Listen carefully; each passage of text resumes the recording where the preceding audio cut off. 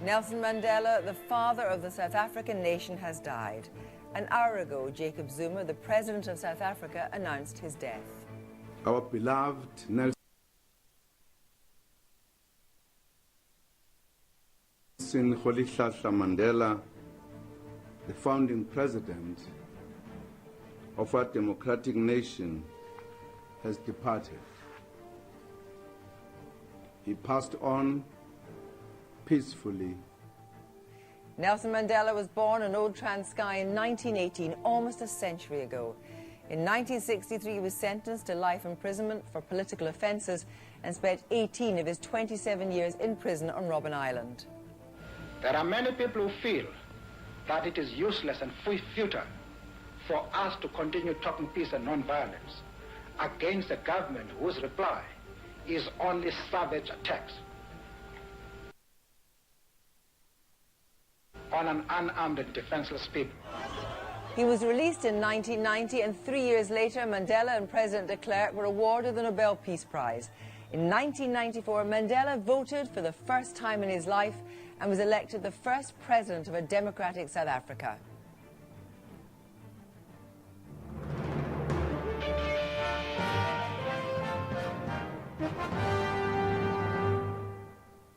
Good evening. He was surely the most famous man in the world, certainly the most respected. He was called the world's elder statesman. Nelson Mandela, Madiba, his clan name, has died at home at the age of 95, surrounded by his family, including his former wife, Winnie Mandela, his present wife, Graça Machel, and the President of South Africa, Jacob Zuma, made the announcement under an hour ago. Fellow South Africans, our beloved Nelson Mandela, the founding president of our democratic nation, has departed. He passed on peacefully in the company of his family around 2050 on the 5th of December 2013.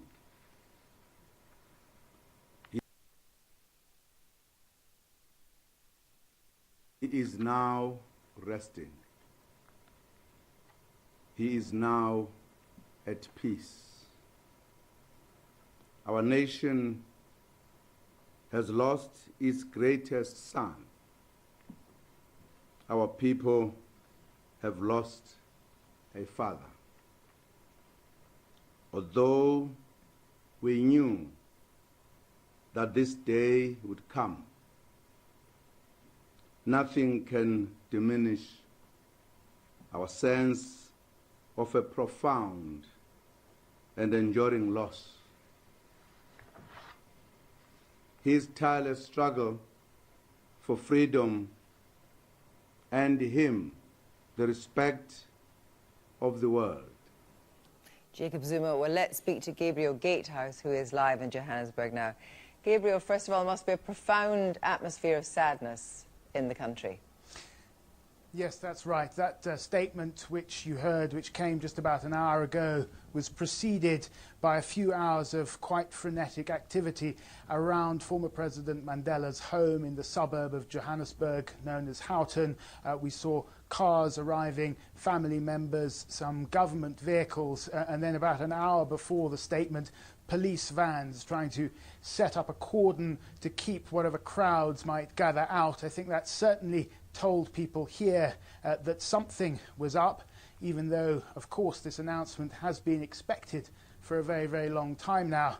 But then, of course, when the announcement came, I think nonetheless for South Africans it will still be a shock. I think the key words there from Jacob Zuma that you heard speaking in Pretoria at Union Buildings were a profound and enduring sense of loss. He said that the nation had lost its greatest son and that our people have lost a father. People here call Mr. Mandela Madiba by his clan name, or Tata, which means father. And I think despite the fact that, of course, he was 95, he had been ill for a very long time. He was taken into hospital in June. That was the third time this year. He spent 3 months there in Pretoria in that hospital getting very intensive treatment. He was then discharged but continued receiving the same level of care at his home. So in a sense, South Africa had been given the opportunity to prepare for his inevitable passing. And yet, whenever you spoke to South Africans, there was always that glimmer of hope that he might pull through. The word fighter was always mentioned. Just on Tuesday, 2 days ago, Mr. Mandela's eldest daughter, Makaziwe, said that while she could see that her father was struggling on what she called his deathbed, that he continued to teach the nation lessons and continued to courageously fight on. And if you look at what Jacob Zuma said there in his statement, the key point, he said, in him we saw so much of ourselves. And that is really crucial, because even though Nelson Mandela had retired from public life quite some time ago, he still represented the embodiment, if you like, of South Africa's better nature, everything that they wanted this country to be. Jacob Zuma said, "Let us reaffirm his vision of a society in which no one is exploited or oppressed, and to build a united, non-racial and prosperous South Africa." And I think while in the coming days people will gather to pay tributes to the huge amount that Nelson Mandela did to achieve that in South Africa, they will also be mindful of the way they still have to go to achieve his vision. Gabriel, please stay with us for a moment, because we want now to go over to America. President Obama has just given his reaction speaking at the White House. At his trial in 1964, Nelson Mandela closed his statement from the dock saying, "I have fought against white domination, and I have fought against black domination. I have cherished the ideal of a democratic and free society in which all persons live together in harmony and with equal opportunities. It is an ideal which I hope to live for and to achieve. But if needs be, it is an ideal for which I am prepared to die." And Nelson Mandela lived for that ideal, and he made it real. He achieved more than could be expected of any man. And today he's gone home. And we've lost one of the most influential,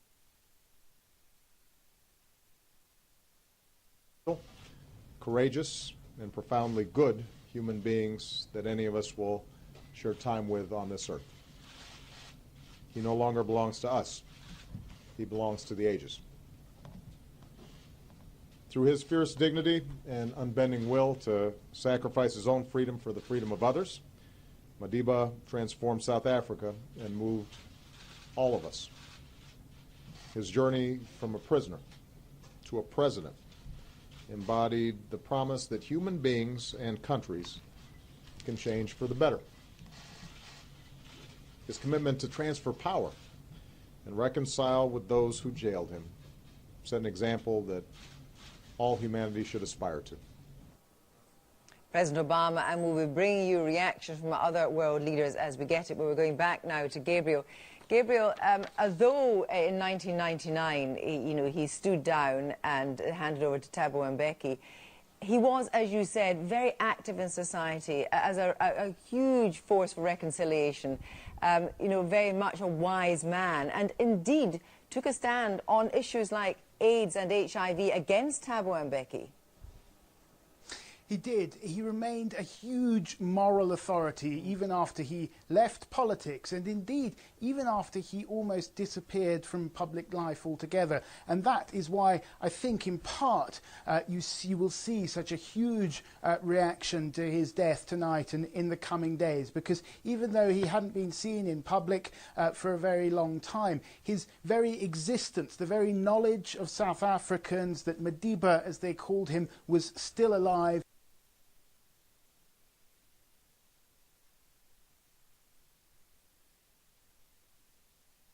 and still amongst them, many felt exercised this moral power over them, and it had this power of this vision of a country that could always be better than it is, a country that achieved so much against such terrible odds. Under Nelson Mandela's leadership, the very fact of his continued existence, I think, gave people hope that they could still move forward and further. Thank you very much indeed, Gabriel. We can be joined now by Benjamin Pogrund. He is a South African former journalist who reported on the anti-apartheid struggle and became close to Nelson Mandela. Benjamin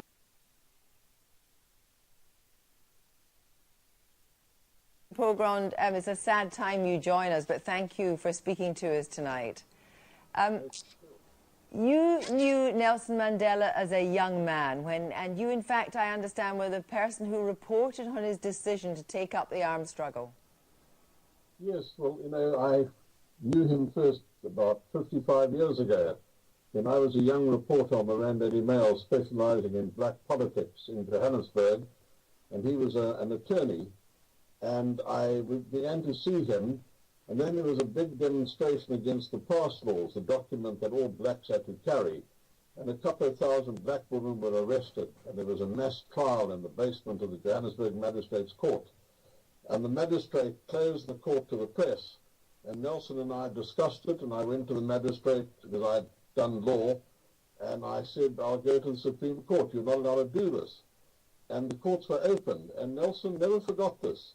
In the later years, when he was on Robben Island and I was persona non grata with the government because of my writing, he used to write letters to me, and they would take 4, 5, 6 months to get to me, because he didn't address them to me by name, but he'd refer to this episode, and the letter would be passed on from person to person until people worked out who it was.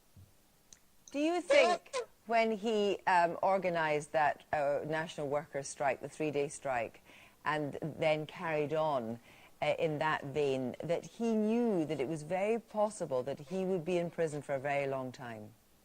Oh, yes. That was, you know, going back to those days, his commitment to freedom, his self-sacrifice. You know, this was a man, I must tell you, at that stage, we're talking now about the end of the 50s, early 60s, although he was a leader in the African National Congress, he had a bit of an image as a playboy. He was very handsome, he was well-dressed, this tall, strapping man. He liked the ladies until his second marriage, obviously, and he settled down. And he had a motor car, which was very unusual for blacks. He was a lawyer. You know, only a handful in Johannesburg at that time. But when by the way, I saw him in prison. I was the first non-family person to be allowed to see him as a friend, not as a journalist, in the early 80s. And I had to give the government an undertaking not to write anything about it, which was pretty hard for me, as I was deputy editor of the Rand Daily Mail. But the point I'm making there is the difference between what he was in 1960-61 and what he was 20 years ago was he was a different person. He had matured, he had grown. I'd heard already through the grapevine that he had become the natural leader on Robben Island and in Pollsmoor. It wasn't just the African National Congress, but all the freedom movements, because there were people from all sorts of movements. They all deferred to him. And if there were any problems, they went to him, and he decided what to do. Thank you very much for joining us this evening, Benjamin Pogrund.